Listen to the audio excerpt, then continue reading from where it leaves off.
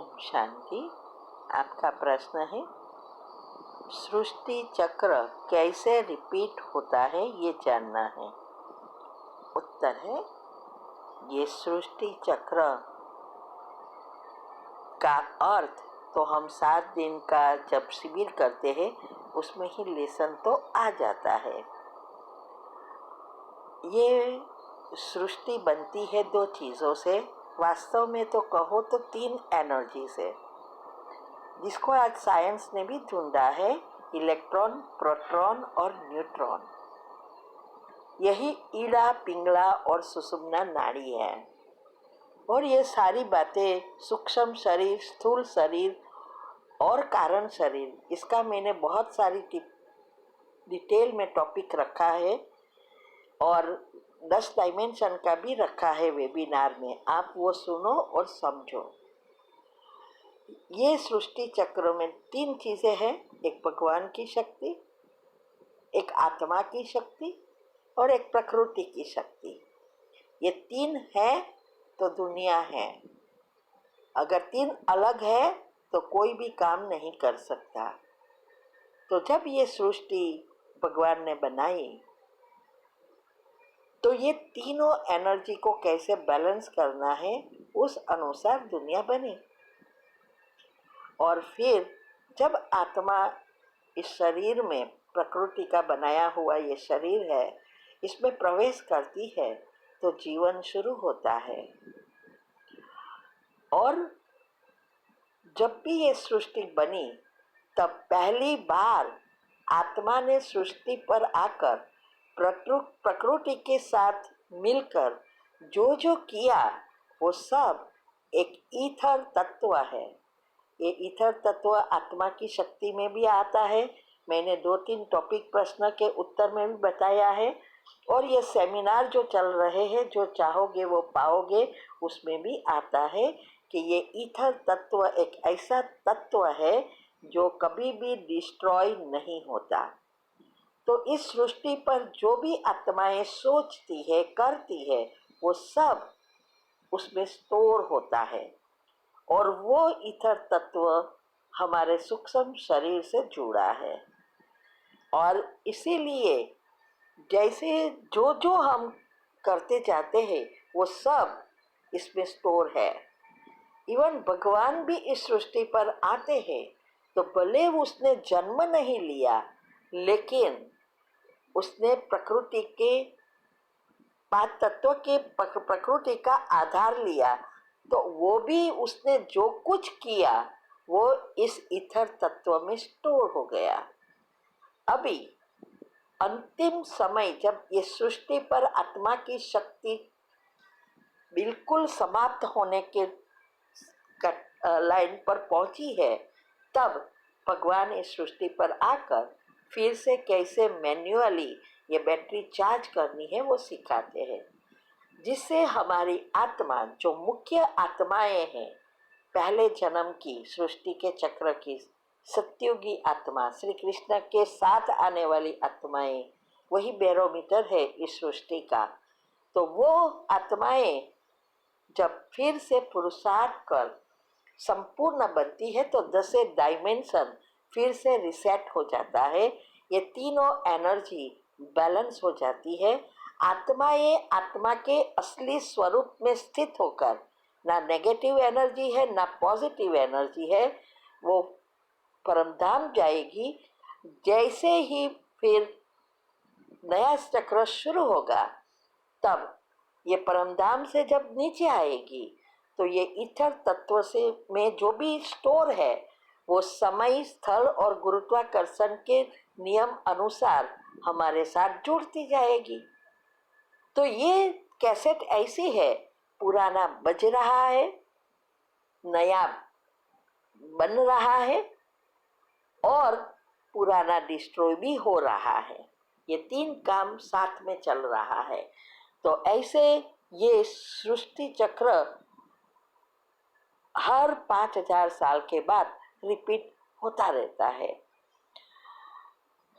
आत्मा जब शक्तिशाली है तो उसका प्रभाव प्रकृति पर पड़ता है। प्रकृति उसके वश में होती है। तो सतयुग में हम प्रकृति और आत्मा दोनों 100% है, लेकिन आत्मा एनर्जी है, प्रकृति स्थूल है, इसीलिए उसकी शक्ति का प्रभाव प्रकृति पर पड़ता है। जैसे जैसे आत्मा की शक्ति कम होती जाती है तो प्रकृति का प्रभाव आत्मा पर पड़ता है और धीरे धीरे हमारे विकार बढ़ते जाते हैं, पाप कर्म बढ़ते जाते हैं। 10 डायमेंशन जो ऊपर के डायमेंशन है वो भी खाली होते जाते हैं, माना नेगेटिव से भरपूर होते जाते हैं। तब फिर से ये रिसेट करने को भगवान को आना पड़ता है। तो ये रिपीट होता ही रहता है, इसीलिए कहते हैं ड्रामा फिक्स है। साइंस वाले कहते हैं हिस्ट्री मस्ट रिपीट, और शास्त्रों में कहा है बनी बनाई बन रही, अब नई कुछ नहीं बननी है, चिंता काहे को करे जो अनहोनी होनी नहीं है। तो ये यही चीज़ है मुख्य, एक ही इस सृष्टि पर चीज़ है जो कभी भी डिस्ट्रॉय नहीं होती और वैसी की वैसी उसमें भरी है, वो है ईथर तत्व। आप वो आत्मा की शक्ति के टॉपिक आते हैं, उसमें भी आप पढ़ सकते हैं। यूट्यूब पर भी रखा है, स्पेशल टॉपिक में भी आपको मिलेगा, और बहुत जगह पे ईथर का डिटेल में समझाया है। ओम शांति। ओम शांति। आपका प्रश्न है कि शक्तिशाली आत्मा वह है जो जब चाहे तब शीतल स्वरूप, जब चाहे तब ज्वाला स्वरूप धारण कर ले। तो प्रश्न यह है कि शीतल स्वरूप कब धारण करना है और ज्वाला स्वरूप कब धारण करना है, यह समझना है। उत्तर है शीतल स्वरूप, अर्थात जब कोई ऐसी परिस्थिति आती है, किसी के साथ बहस होती है या कोई जगह पे आर्ग्यूमेंट होती है, तब हमें शांत रहना है, सामने रिएक्ट नहीं करना है, ना ही मन में चलाना है, और मेडिटेशन द्वारा पॉजिटिव वाइब्रेशंस देना है। और ज्वाला स्वरूप अर्थात जहाँ हमें सामना करना है कि कोई भी ऐसी परिस्थिति आई जो असहनीय है, उसको सामना करना है, उससे डरना नहीं है, रोना पीटना नहीं है, सामना करना है। और कहाँ दुख है, दुख कोई दे रहा है, वहाँ भी बुद्धि का उपयोग कर चेक करना है, यहाँ क्या हम सामना करें या शांत रहे। ये ऐसी बहुत सारी चीज़ें हैं। 8 शक्तियों का आप टॉपिक सुनो, आपको समझ में आ जाएगा। ओम शांति। ब्राह्मण परिवारों में जो आत्माएं शरीर छोड़कर गए, लेकिन उनके शरीर छोड़ने का कारण जो है, चाहे एक्सीडेंट हुआ या किसी ने उनके लौकिक संबंधों में किसी ने जीवघात किया या कोरोना की वजह से भी कोई कोई जा रहे हैं शरीर छोड़ के, तो ये ब्राह्मण आत्माएं उन फैमिली मेंबर्स के लिए या अपने संबंध संपर्क वालों के लिए विशेष रूप से क्या करें? आपने बताया कि उनके लिए योगदान करें, इसके अलावा और क्या कर सकते हैं उन आत्माओं के लिए? सबसे अच्छा तो यही है कि अगर कोई उनका ऐसा पैसा रखा है या कोई ऐसी प्रॉपर्टी छोड़ के गए हैं, तो उसको बाबा के अच्छे सेवा में सफल करना, उनकी तरफ से भोग लगाना, उनकी तरफ से उसको सफल करना, श्रेष्ठ काम में उसको लगा देना चाहिए। नहीं तो वो आत्माएं बार बार उसको याद करती हैं। तो इसलिए एक तो हम योग करते हैं, और दूसरा अगर उनकी कोई ऐसी चीज़ें हैं, प्रॉपर्टी है, तो उसको सफल कर लेना चाहिए, रखना नहीं चाहिए, नहीं तो उनका खिंचाव होता रहता उन आत्माओं का। तो हम ऐसे अगर करते हैं, बाबा के नाम पर भोग लगा दिया, यज्ञ में उनका सब सफल कर दिया। इसीलिए तो ब्राह्मणों को खिलाने की रस्म बनी हुई है।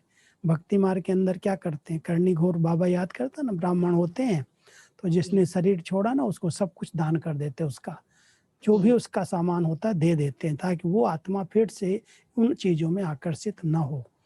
तो हम सबको ये करना चाहिए। कुछ भी ऐसी चीज़ें हैं जो भी उन्होंने रखी हैं, छिपाई हैं या घर में छोड़ी हैं, तो उसको बाबा की सेवा में, यज्ञ में सफल करना चाहिए, अच्छे श्रेष्ठ कार्य में लगा देना चाहिए, ताकि उन आत्माओं का मोह जो है, अटैचमेंट है, उससे समाप्त हो जाए।